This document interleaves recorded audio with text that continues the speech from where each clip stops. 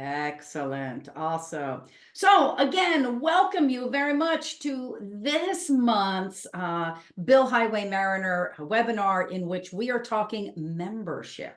Now, what makes me really super excited about this is that this is part one of a two-part conversation around membership. The second part takes place on Friday, May 10th, in our second running of the CEX. How many of you in chat, how many of you have already gotten your registration in for CEX? We are super excited to be able to bring it again, once again, to Chicago on May 7th and then in DC on May 10th. But I am doubly excited because Elizabeth is joining us on Friday, May 10th, which is also our virtual version. And we have Carrie McNair, who did our January webinar on non-dues revenue, joining us in Chicago on May 7th. Anyway, there's the QR code. If you have any questions, you bring in a group, but you don't see the group code, whatever the issue is, go ahead and ping Sarah. And of course, always ask questions. All right. I had to plug CEX first. You knew that was coming, right? Let me go back and make sure that we're all understand who's in the room today. Super delighted, as per usual, for Bill Highway and Mariner to be able to bring you this webinar, understanding that we are really focused on building a community, and we want to build that community because we really believe that chapters can be the amazing channels for, amongst other things, membership for our associations. But you always rely on Bill Highway for chapter performance solution and Mariner for training and resources. Now, one of the cool things about Bill Highway, they know I was going to do this, but they've got some pretty cool success stories coming out now with RIMS, SWE, LPGA, AOC, USBG. I mean, it's really just go ahead and take a look at some of those, because I think that you'll find that some of the work, some of the opportunities they're giving you all now is really, really cool. The advantages that they're having, the positive impacts on membership, the positive impacts on volunteering. Okay, one last kind of a, hey, look what's coming kind of a situation is, I am super excited to announce that the Decoding the Staff Liaison trainings are now live. They're now live. Use the QR code. The first one is a virtual 75-minute talking about just the basics of staff liaison role. But if you've got the opportunity, if you've got the budget, Mastering Your Staff Liaison Role incorporates the virtual with an all-day in-person workshop training on staff liaison role. I'm working with the exquisite Christine Metter on this program, and hope that you can join us. I know you didn't want to come to hear all this homework, but all of this, these little details that we have to do, but we have to do them. But now we're done them, and now we get to bring Elizabeth Engel on live to talk with you about membership. How long have I known Elizabeth? A long time. And I will tell you that she is going to draw on more than 25 years of experience in our conversation today. And she's got a lot to share, and I want to bring her on. Elizabeth, join us. Thank you so much, Peggy. And let me quickly share my screen now. So we are here today to talk about membership mastery, building a strong national chapter partnership focused around membership. And to start us off, I have a question for all of you, which I would like you to answer in the chat. We do have a couple of polls in too, but this is more of a discussion question, which is, do your components have annual membership goals? If so, what are they related to? Recruitment, engagement, retention, renewal, etc. And who sets them? So it's actually 3 questions, but do your components have annual membership goals? What are they related to? And who actually sets them? So go ahead and answer that in the chat. And we'll kind of get that discussion going a little bit. Okay, there we go. Okay, yes. Mainly retention, the chapter board sets them. Thanks, Michelle. Who else wants to wants to speak up about any kind of membership goals. Goals are set locally. Matthew mentioned that. Kara says it's a great question. She's not sure, but she'll investigate later. Component board sets them. Generally, no. Recruitment, retention, performance, and philanthropy. That's interesting. Catherine, I'll be interested to hear more about that philanthropy thing. Recruitment for national membership. University chapters set them. Board sets. No goals. What a great idea. Mostly engagement. Okay, so we have actually quite a lot of folks sharing that there are some goals that are set, and it looks like a lot of them are actually set by the chapters or at that more local chapter level, and less so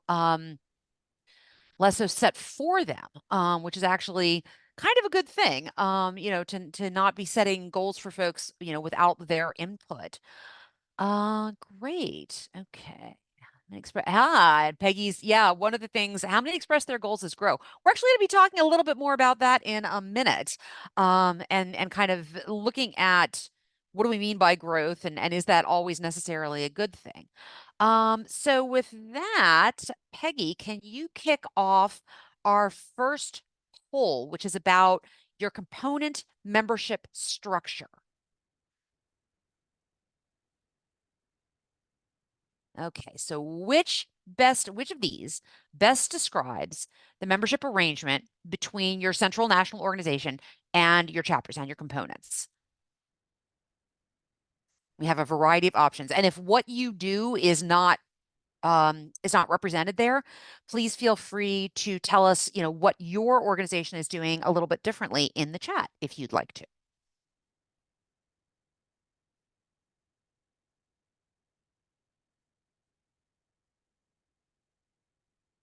They're coming in somewhat even. Yeah, I know. The one that is lowest so far, other than other, of course, which you would expect, is unified membership, but not unified dues, which is not that surprising actually, because that's kind of a little bit more of an unusual structure. All right, looks like we've probably got just about everybody having responded at this point.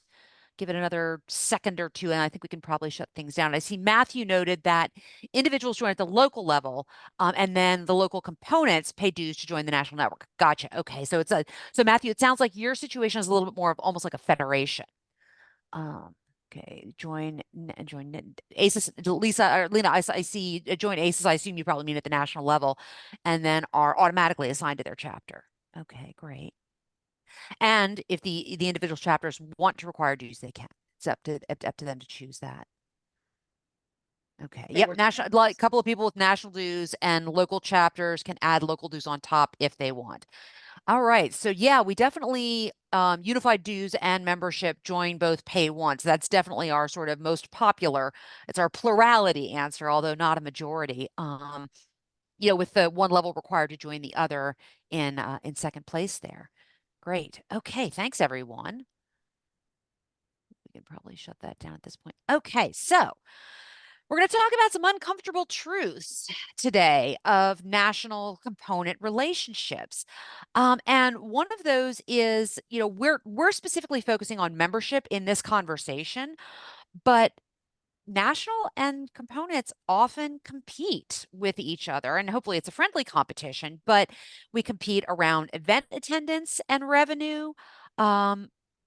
We compete around sponsorship and partnership revenue, and those last two, event attendance and revenue, sponsorship, partnership revenue, hold true even if we have unified dues. Because if you have a situation where you can join one but not the other, then national and the components can sometimes be in direct competition with each other.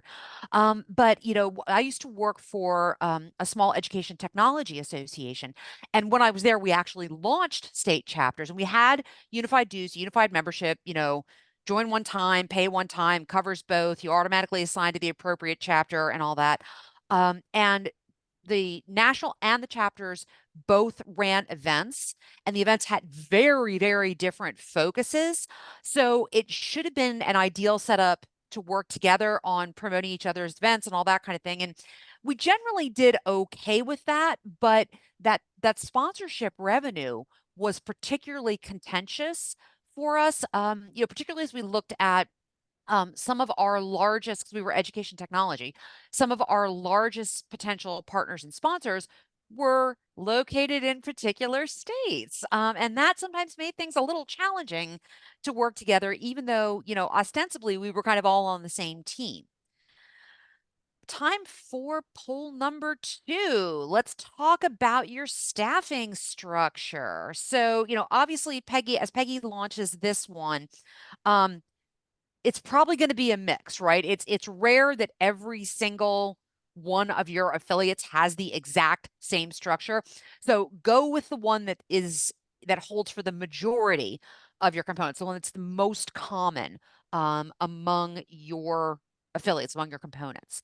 And again, if you're in a different situation, go ahead and share with us in the chat. Ooh, yeah, a lot of folks, no paid staff. I have to say, in my experience, both as association staff, having an association that had chapters and also working with clients, yeah, that is, in my experience, the most common form of staffing as well. Yeah, and Michelle's saying it again, that's, most of them are entirely volunteer led. Some of them manage to employ a part-time admin. Brooke saying some of the bigger ones are able to hire an AMC. Yeah, absolutely. Yeah, really common. A lot are no paid staff. Some are able to have some level of paid staffing. Oh, Matthew, you've got a couple of pretty good sized ones. I'm guessing those are probably from big states. That's what usually tends to happen there. Can we say California and Texas? Yes, I think we can. Okay, Ed faculty advisor to Allison because they're student-led chapters. That makes sense. Yeah. Yep, bookkeepers and admin. Yeah, Michelle, totally common that's the kind of thing you might want to and be able to outsource. Yep, it looks like we've pretty much got to the end of the poll here, and unsurprisingly, right, share results.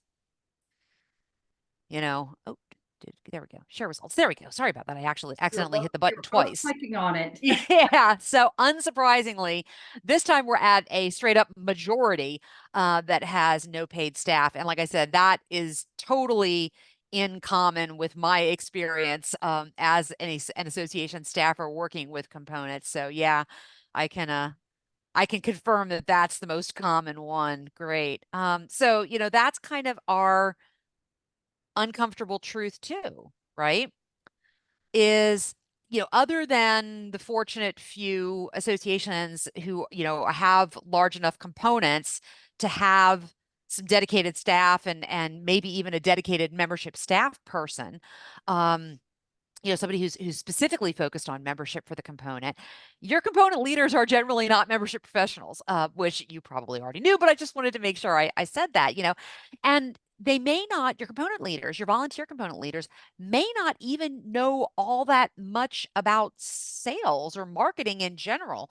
And I have to say, even if they do, that's not necessarily a guarantee of membership success. So I had a client where we were specifically looking at their state associations and the relationship between national and state associations and how to improve that and all that kind of thing. And the particular profession for this client was about sales, and it attracted people who are naturally good at sales. Well, at least if they're going to be successful in the profession, of course.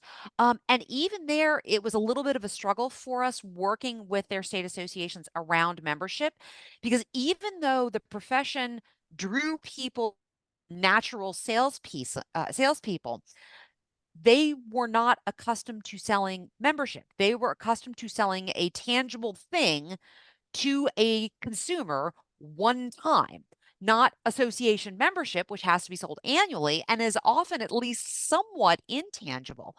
And so again, even there where they had sales skills, they didn't necessarily translate directly to membership sales. So let's challenge some of our assumptions about associations and our components and membership. And I've got a couple of questions that Peggy and I kind of came up with, and you're welcome to answer these in the chat if you'd like to, or just think about them, because you might not necessarily have quick answers to these. But are components? We tend to assume that components are an effective channel for acquisition, but are they really? And how do you know? chapters are also considered to be a good place for member engagement. And so we tend to think, well, if members are engaged, they're going to stick with us, the national, right? But does member engagement at the component level really drive loyalty to the national organization? How do you know that? Another thing that Peggy and I were kind of chatting about is geography still an effective way to organize our components versus, for instance, regions or time zones or something else like that? And how do you know? So another client that I worked with a couple of years ago, also looking at stuff with regards to their components, was a state, they were a component of a national organization. And one of the things that we realized is the people in their profession were highly mobile, and tended to do not just you wouldn't necessarily live in the state that you worked in, but or that your clients as the members of the organization were located in. You tended to travel a lot yourself, and we had this insight of like, hey, we need to work with the national organization so that even though a given member might be tied to a particular chapter in a particular state, they can still participate in other chapters events because these are people who are on the road a lot. And then one of the other assumptions that, I wanted to kind of to highlight for you all is, what's the right location for making the initial membership sale or the renewal sale? Is the right location, make it at the national level and pass that down to the chapter? Is it make it at the chapter level and pass it up to the national? Does it differ whether you're talking initial join or renewal? And once again, how do you know? So when Peggy and I were talking in preparation for this webinar, we were talking about the fact that Mariner Horton Research, who some of you may know, Kevin Horton, had done a small study among chapters and national associations asking these questions. And about half of the associations that they talked to were able to demonstrate a clear connection between component engagement and renewal, so that members who were more engaged at the chapter level were more likely to renew. And half were not able to demonstrate any kind of a clear connection at all. And even there, you spot the problem. What if both component engagement and likelihood of renewal were caused by a third factor? So if that is, what if it's a correlation, not cause and effect? So membership and national associations and components can be fraught. We'll put it that way. So what is it appropriate to ask of our components with regards to membership? And how can national organizations best support our component leaders in achieving membership goals, whether they're set at the chapter level, whether they're set by national staff, whether they're set by the board of directors at the chapter level or at the national level, right? What can we really be asking of our component leaders, and what can we do to help them? So as we think about membership metrics, because that's a lot of what we're talking about here, there are some kind of traditional things that associations usually track with regards to our membership numbers. Obvious one, total membership count, take it once a month. New membership count, take it once a month. We obviously usually track our overall retention rate. We often track our new member retention rate separately, which is a good idea because often new members are going to be retaining at a little bit lower rate than your long-term members. And you usually have some sort of official counts that are taken and widely reported once a year. Those will go out to your staff, your board, your committees, maybe even your entire membership, right? Like, this is our official membership count for the year. The first association that I worked for, when I first moved to DC and started working in associations, was the American Political Science Association. Once a year in our main research journal, we published our membership statistics, right? Those are kind of like the official counts that get out there and everybody knows them. And you absolutely should be tracking and reporting all this stuff. These are important top line numbers, but they don't necessarily tell the whole story. Now, this gets back to something that Peggy raised earlier. What is growth, and is growth always good? So what do I mean by that? Maybe you're an association like AARP, right? Where there's new people who are qualifying to be members every single day, 365 days a year. Your universe is practically unlimited, right? So, membership growth is something that can really just kind of continue. But maybe you're not, right? Maybe your universe of potential members is a little bit more limited. And so, what if you're in that situation?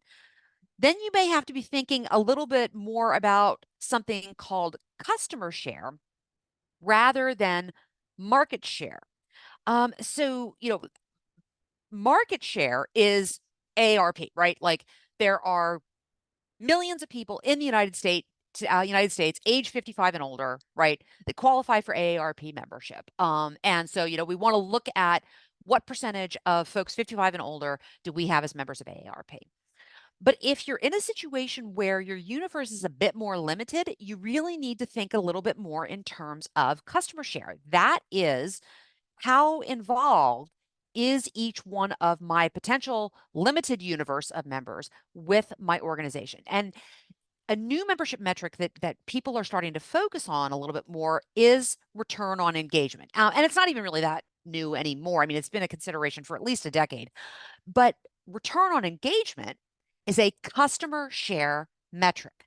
So that, of course, begs the question, how do you measure engagement? And feel free to respond to this in the chat if you are, in fact, measuring engagement. So, when we think about measuring engagement and what kinds of things we could measure or might measure, interactions that are mediated by technology in some way, shape, or form are generally pretty easy to measure because you leave a paper trail. I mean, you more leave a bits and bytes trail, but there's a trail there, right? Of how you've been using technology and what you've been doing with it. And so it's pretty easy to measure. It's not necessarily the most meaningful thing to measure though. So, here's a good example, right? For those who have a private online community, it's pretty common to award members engagement points for activity on your private online network. The problem with that is, what type of activity is that member engaging in? Questions? That's probably pretty valuable. Answers? That's super valuable. Me Too posts? Less valuable. I mean, then you can say, okay, well, we know we have this many members who are interested in this topic, who have questions about it, but maybe a little bit less valuable. What about people who troll? The actually responders, people who start arguments, people who use the online community, particularly to self-promote. Those are not as valuable. In fact, those last few that I named are actively harmful to the health of your online community. So when you're thinking about the engagement that you're trying to track, what you want to think about is, are you helping your members to solve their most pressing problems and achieve their most important goals? That's why people associate in the first place. They want to accomplish something they haven't been able to do, at least not as easily, all by themselves. So, what we're really talking about here when we think about measuring engagement is not just what's easy to measure, not just what matters to the association, but what matters to the members. In other words, member centric engagement. So, right up here, I've posted. Let me grab I'll grab the link to that too to throw it in the chat. But several years ago, Anna Caravelli and I had written a white paper all about member centric engagement, this idea of helping your members achieve their most important goals and solve their most pressing problems. And there we go with the link in the chat. Obviously, or you can use the QR code. And so Anna and I had done research with 11 different membership organizations. Interestingly enough, not all of which were nonprofits. We had a couple of for-profit membership organizations that we profiled as well. And through the process of that research, we identified 8 keys to member-centric engagements. These are them. Now, obviously, we don't have time to go into all the details of these today. That is not, in fact, our focus for this webinar. But the point of these 8 keys that Anna and I identified in our research with these 11 organizations is to learn how to view the world from your members' perspective. Learn as much as you possibly can about the challenges they face and the goals they're trying to achieve, and then work to connect them with solutions that help them with those things. Now, notice I said connect them with solutions. I didn't say that your association necessarily has to create all of those solutions directly. You can connect them to solutions as well. So as we think about more of this idea of member-centric engagement, engagement that is focused on the goals your members are trying to achieve and the problems they're trying to solve. What's the role of components in that? So there are a couple of things that your components have as a superpower. One is they definitely help in delivering on your overall member value proposition. Now, obviously, they're not the only place where that happens, but they are one of the key places where that happens.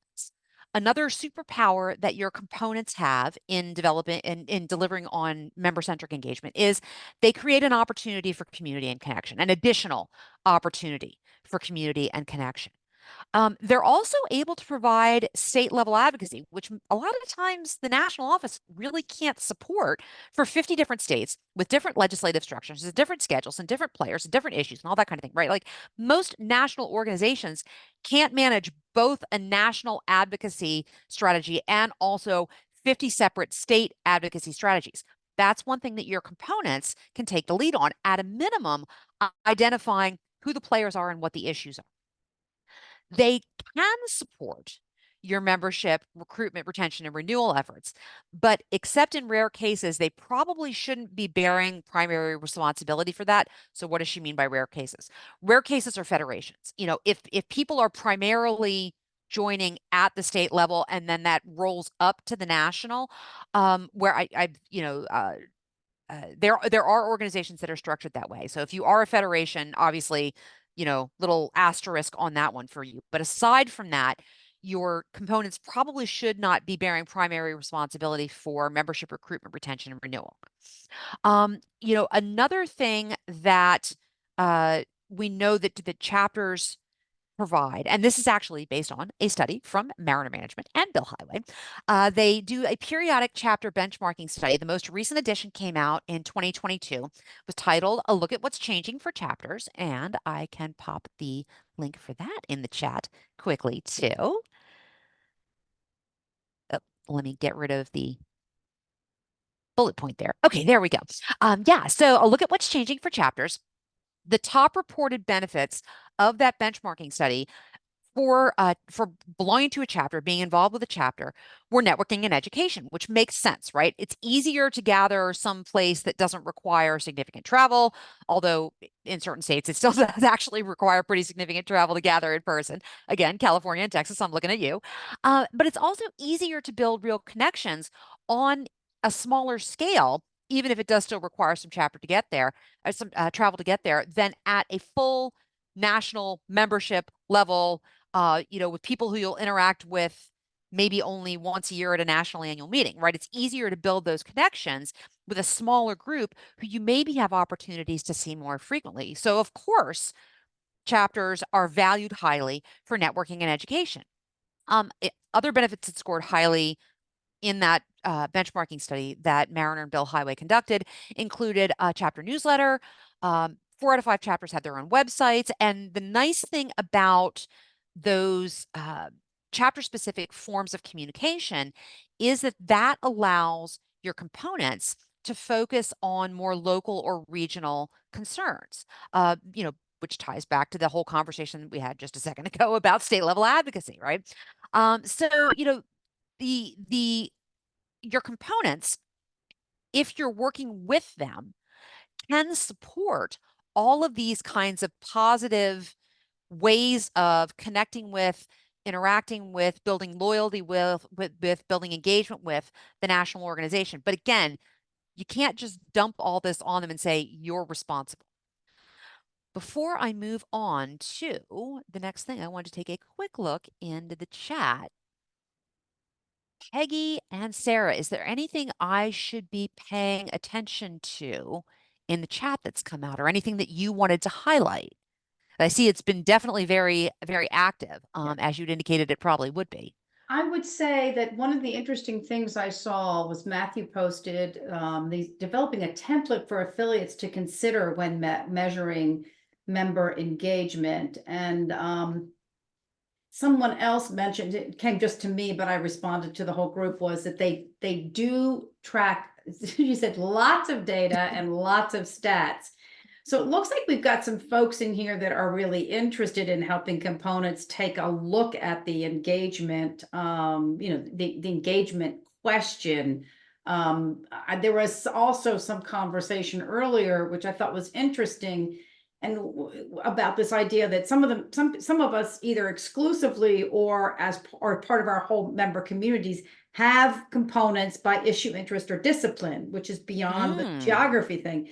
But then the comment was noted, and they sometimes clash with regards to resources. When you said customer share, I thought to myself how interesting it is for us as CRPs to say, help the membership department say, well, look, we have a share of the customer. Some of them want to do components based on issue, interest, or discipline. Some want to get in person at the geography side.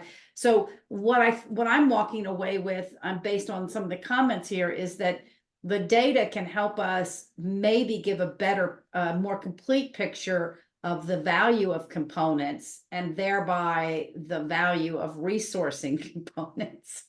Yeah, that last bit there is pretty important. Yeah, because I don't have to tell you all that a lot of times components end up getting starved for resources. And the data question to me is an interesting one too, because of the whole idea of, well, are we organizing geographically, local level, state level, regional level, time zone level, et cetera, because one of the other things that a lot of us have realized with a lot of ways of interacting with organizations going virtual because of the pandemic is time zone may actually be a more relevant way of organizing if you're talking about specifically virtual events. So you've got sort of that piece versus the discipline, interest area, etc.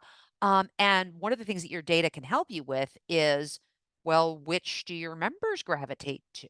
Um, and I will say some organizations actually do both. You obviously usually larger organizations, because if you give all these thousands of ways of slicing and dicing your segments, you don't want to end up with segments with 2 people in them. But yeah, larger organizations are often able to organize both geographically and via discipline area / interest group, etc. My association career started in a scholarly society that had about 17,000 members. And we actually had both.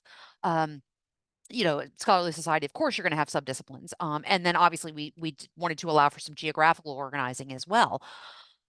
So yeah, and Matthew, if you get a minute and want to post some of the stuff that you're looking at in helping your components put together that template for measuring member engagement, what are some of the factors you're considering there?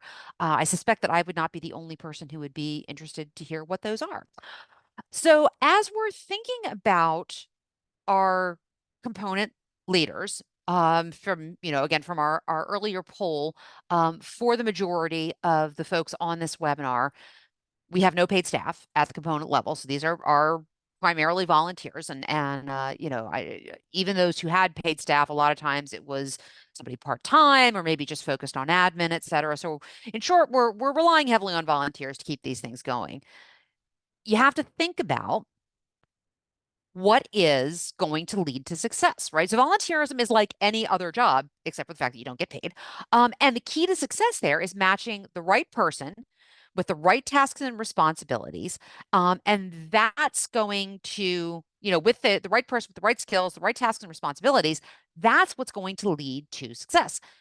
Again, just like hiring for staff, recruiting volunteers is the same thing. So, when you think about what plays into that, you have to think about what are my volunteers, what level of capacity do they have? What are their skills? What are their interests? So there's no point in asking an engineer to be a salesperson. There's no point in asking an artist to be an accountant. There's no point in asking a surgeon to be an administrator, right? You're setting your volunteers up for failure because, in fact, our component leaders generally come from the professions or industries that we serve. And one additional point that I wanted to raise related to all this has to do with that whole capacity issue. So an additional point from the, look at what's changing for chapters 2022 Mariner Bill Highway benchmarking survey was they discovered that many component leadership roles require a level of commitment that exceeds the capacity and interest level of the pool of potential volunteers, right? You're asking too much. And I've actually experienced this myself in my non-association volunteering world. I'm the head of a ward level community organization here in DC. And our group of all the 8 ward leaders in DC are at perpetual risk of burnout, in part because the jobs are so big. It's hard to find anybody who's willing to succeed us and has the capacity to do that. So we end up, once you kind of jump on this position, you end up stuck in it for a while because everybody else looks at it and they're like, man, that job is too big. And, those of us who are doing are like, yeah, it's a big job for sure. So that can really be a challenge even for people who are the right people, who have the right skills, who really do want to be involved. But running a component is a big job. And so a related question to that is, how can we make it easier for them? So this is our third poll. What are you able to provide for your components with regards to back office support for their membership? And while folks are answering this, hopefully this allows multiple choice. Yes, so you can pick all of the things that you are able to do for them. Instead of you don't have to just pick one. You can tag all the things that you're able to do for folks. And oh, good, Matthew responded in the chat about what they're doing with trying to score member engagement. So they've done some brainstorming on factors. Haven't assigned point values yet. Yeah, absolutely. Start with what you want to measure and then figure out how much you want to give the points. That makes total sense. It's a logical way of doing it. And you're starting first with local members show engagement at the national level, and then using that to offer ideas to local affiliates so they can create their own system. Aha. So basically you're using the national as kind of a test bed for these are the things that we think that we might want to score, and these are some of the point values that we can start assigning to them, and then we can kind of see how it works. And if it's working as it's working, get that down to our components for use. Matthew, if you get a chance, did I characterize that correctly? You're basically doing testing of not only what you're scoring, but the points you're assigning at the national level before you share that as a good practice with your local affiliates. Yeah, and folks are definitely, this poll is gonna take folks a little bit longer because you have to kind of review all your options. So Elizabeth, yeah. on the group that we managed for many years, we went through that same kind of question that Matthew's asking on the Air National Organization didn't really help us. So I'm really intrigued about how he's doing it. I think it's really great. But what we wound up doing was doing the whole, well, what can we measure that's meaningful? And we realized that we could measure, did somebody come to an event? We could measure them, were they in a noted volunteer position? But then we also began to realize that there was a whole section of our group that that did it mostly because they were interested in the outreach to schools because it was a workforce development and interest in our awards program. So we went back and we created a way to really be able to chart. Did you enter an award? Did you do some volunteer position? Did you come someplace? Did you attend something at the school or respond to a poll or something for the school? And it really helped us. We kept it to just those 4 items. And then we did that for 1 year, and then the board set, okay, we want to increase this next year. And it helped us at the local level get really focused. So I just thought I'd offer that kind of as an idea that even though national may have been looking at different things, we ultimately had to say, where do we see people putting any time and then trying to do it? I think we've got, I don't see any more popcorn. So So we can go ahead and share the results. So obviously the most common thing is dues payment processing. Yeah, you bet, of course. Let's be sensible about who has access to the technology for that. And relatedly, sending renewal notices. Another thing that's really common is database management. Again, who's got the resources for the tech? And then some of the other answers that popped up in the chat included things like running elections, which, yep, that is definitely a factor where, use who has access to the ability to have more and better tech, an online advocacy platform. Yeah, and one of the things, Sean, that's really kind of cool about a lot of the online advocacy platforms is when they initially launched, now we're talking like a decade ago, they really only had the capacity for handling sort of one area. Like you could pick, like we can do a state, or we could do national, but they didn't necessarily have the capacity to kind of operate at multiple levels all at the same time. And a lot of them now do that. So basically, you can have your national advocacy platform, and then your states can use it as well for their state issues, and it's all the same platform. The huge advantage of that is then your members don't have to learn multiple platforms or develop profiles on multiple platforms, which is fantastic. And It's also Michelle's talk, pardon? sorry, I was going to ask a question. Go ahead. Well, I was also going to mention that Michelle's talking about support through leadership development. Yeah, suite of resources and trainings to teach volunteers for about everything from how to set up a budget to membership recruitment to building community partnerships. And Michelle, no fair looking ahead, but we're going to talk about that more in just a second. Yeah. So Peggy, what did you have? Well, I just wanted to now to figure. Okay, so there was a comment made in the chat that I wanted to highlight, and Kennedy says we do offer the back office support like dues payment process and sending renewal notices. Yet not all chapters take us up on this, even though they share their struggles on managing too much. And it just goes back to something you said: how do we make it as easy as possible? But if they're not going to opt it, and I don't, you may be getting to this, but this notion of helping our leaders see the benefit of getting really good payment processing and renewal notice processings in terms of the return on that, but also in terms of alleviating so they can spend something on something else. Because they may be not wanting to do that, Elizabeth, because that's an easy, tangible checklist item. I did it. They may not want to sell. And so this keeps them from ever having to get around to selling. So I just wanted to Yeah. highlight that. Yeah, that's a good point. One of the things that there are two things that strike me about that immediately. One is one of your best resources for things like that is you know, uh, peer-to-peer sharing with your component leaders. So if you've got component leaders that are allowing national to taking advantage of national doing that processing for them and experiencing success with it, get them to tell their peers, hey, you might want to have national do this for you. The other thing that occurs to me about that is, yeah, the whole thing of like, well, they on my component checklist of the things that I'm supposed to do, this is an easy one for me to check off, and it, allows me to, show that, well, I did 8 of the 10 things that you asked me, and that allows me to avoid the two that I don't like doing. Um, when you're thinking about recognizing and rewarding your chapters, recognize and reward the behavior that you want to see more of. I mean, this is actually like a universal for everything from working with your dog, to your kids, to, your staff, to your chapter leaders, like, right? Recognize and reward the behavior that you want to see, and then you'll get more of it.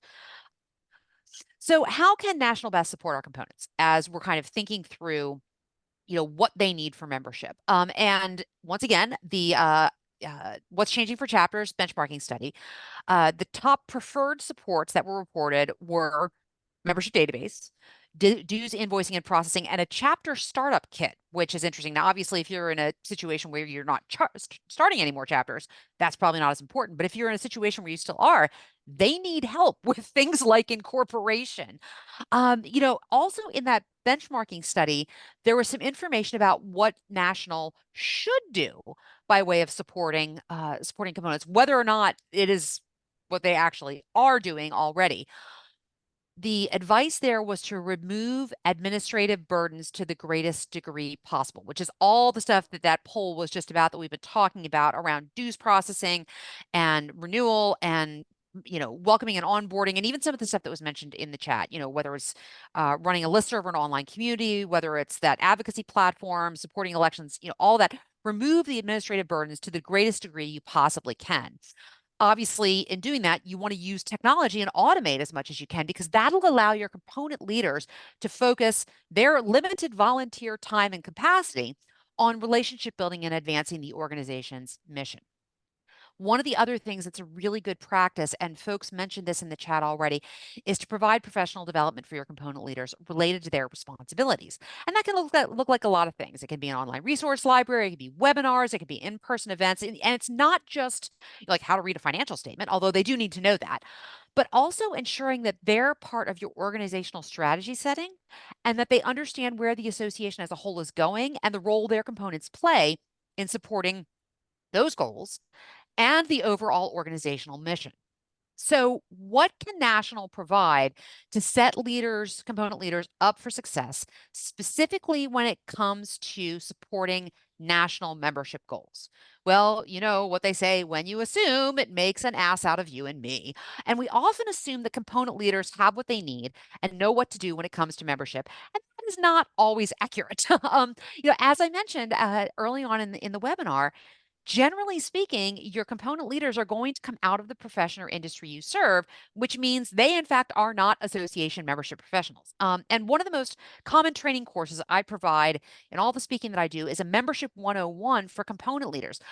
It's membership for the non membership professional. And that's exactly what they are, right? They are usually volunteers, occasionally paid staff, very rarely people with a formal background in association membership.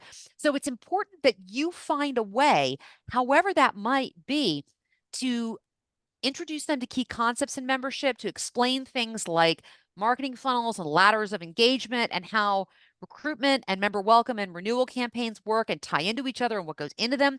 So the goal of providing that kind of professional development leadership support for your component leaders, specifically with regards to membership, isn't that all of a sudden the participants are going to become association membership professionals, right? Like that's not the goal here. The goal is that they'll be familiar with these key concepts in membership so they can work effectively with the membership professionals in your national office, which should be the locus of where a lot of this stuff is happening.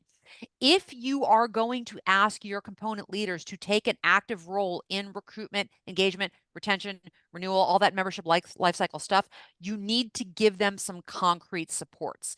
Um, so one of the organizations that I worked with a couple of years ago was a national organization with a robust component structure. And they realized they needed to do exactly that. That's what we were working on. As they came to me and they said, "Look, we ask our components who are professionals, led by professionals in the field, to do all this, who are small business owners, by the way. So they have the additional profession pressures on them of not just having a 9 to 5, right? These are small business owners who are responsible um, for the success of their business, frankly, prior to being responsible for the success of the chapter they happen to be running. And they said, look, we're asking them to do all this membership work for us, and we know we are not supporting them properly in that. So what we want to do is we want to create a package of membership support materials for our affiliates. So we interviewed the national membership staff and affiliate leaders about their processes and how everything worked and how everything maybe wasn't working for them, and collected and reviewed a bunch of data about membership at the national and at the component level. We looked at the collateral that was being used by both the national and the affiliates, and that led to the creation of literally a packet of materials that the chapters could use. And included things like their elevator pitch, about the chapter and about membership in the chapter, a features versus benefits cheat sheet, which we don't necessarily have time to fully go into what that means now, but features are things you have, benefits are things that help people. So you want to make sure that you're expressing your member value proposition as benefits rather than a list of stuff. We created a draft recruitment plan for them. welcome cycle communications, renewal cycle communications. We included sample messaging and scripts. We even provided training for the affiliate leaders on the materials and how to use them once we had those as kind of an organized packet for them. And then we moved into a retainer relationship where I was able to provide coaching for the affiliate leaders. They could call on me for help related to the membership materials we'd prepared for them, any other membership related issue they happen to have, and created an online spot. And this was key for them to share their own ideas and successes and questions and help and good practices in using these materials.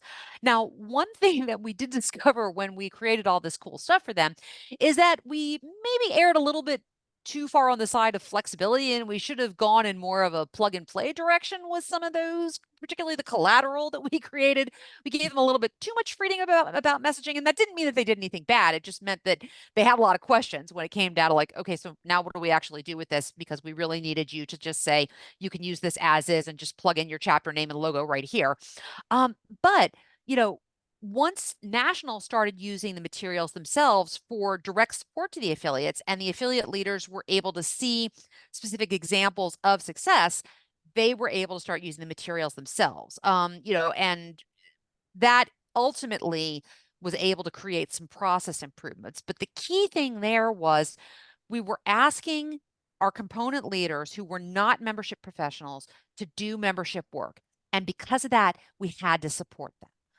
And so, if there was one thing that I was going to leave you with before we open it up to Q&A, with as the one thought I wanted to leave you with, it's if you're asking people to do things that are going to be hard for them, you really, really, really have to provide concrete, specific support.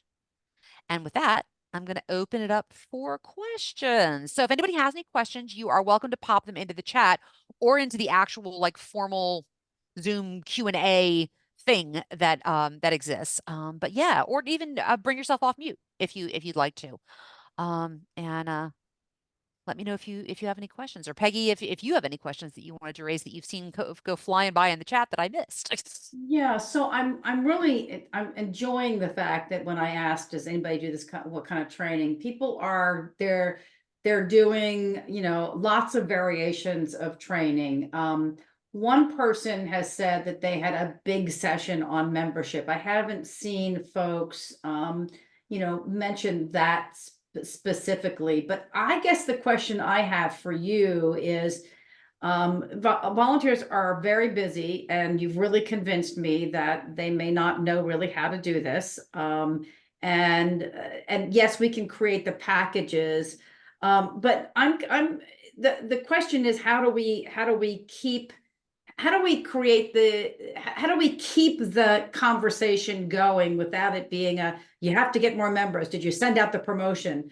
So I'm just wondering if you've got any, like, if you see any association that has sort of done a drip campaign, if you will, with their volunteer leaders, Yeah. or with their components on membership. And have you seen any interesting joint campaigns or supports? Yeah, one of the things that I am really a fan of when it comes to, sort of how do we encourage the behavior that we wish to see, right? Encourage and reward the behavior you wish to see is yes, there is definitely room for drip campaigns that are either run for National or run by National for your chapters. And for those of you, just we're using this drip campaign idea, and just so that folks know what that is. It's a drip campaign is basically just like it sounds, something where you're going to be sending frequent small reminders to folks about stuff. Usually, each of them has some kind of a call to action in it, which again, you can use for members, you can also use for volunteers, where, each time you're asking them to do one small thing. And that is great, because if you send something to your volunteers, your component leaders, it's like, here are the 17 things we need you to do in the next 6 months, right? They're not going to do any of it, right? Because they're like, 6 months and it's too long and I'll deal with it all later, right? But if you send them one at a time every other week for 6 months, then they're probably going to be able to actually get to that. Or even if they don't, they're not going to get so overwhelmed, even if they skip one or two, they're not going to get so overwhelmed that they skip the whole thing. But the other thing that I really like to do, and I had done this at that EdTech Association where I worked as staff and we were starting chapters, is when you get your chapter leaders together, give them the opportunity to talk about their own successes. And it doesn't have to be some big ginormous 2-hour formal presentation.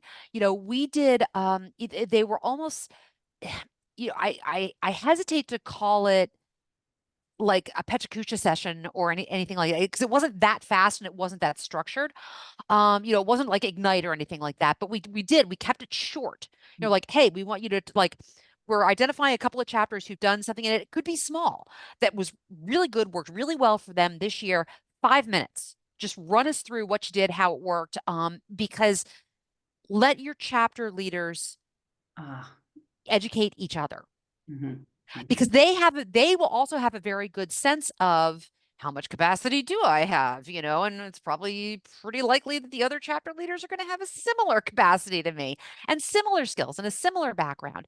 And so that provides a really nice opportunity both to, give them their flowers, put the shine on them for a minute, but also share things that have been proven to work from people who are located in a similar situation. excellent. Let me ask a final question. I know we're about to run out of time, and there's actually comment I want to make in that, but I want to ask, put you on the on the spot for the question. I did enjoy seeing Allison's comment of, we do those things. Of course, we're going to have to revamp them now because members for Gen Z, which was a nice reminder of, just because you did it doesn't mean you done it. So just that's just a little a little part, but so I know this was an entry conversation, put you on the spot a little bit because you're going to do a deep dive on this, which is going to get into some, you mentioned to us that you're going to be asking people to actually do work at tables and do that kinds of things. Anything in a closing 35 seconds, do you want to give a little hint about that?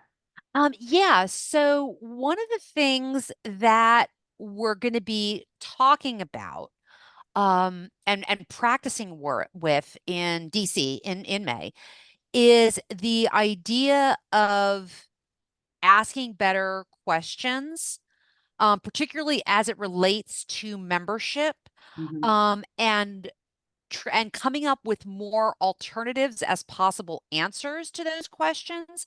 And you'll have to come in May and find out why those things are so important, and how you go about doing them. But one of the things that's really critical to success in membership, as you're thinking about member-centric membership, member-centric engagement, is to be asking better questions that are framed that way and not from the perspective of the association. And we'll have time to learn more about that in person in a couple of weeks, and then practice it too. So you Excellent. should you should definitely come check it out. Yes. So And I wanted, as we speak about resources, yeah. yeah.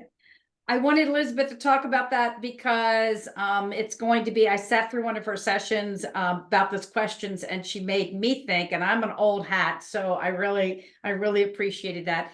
Y'all, thank you for being here with us, and absolutely a big shout out to Elizabeth. Thank you for being here. You've got us thinking, and you've got some great resources that we're going to get out to everybody.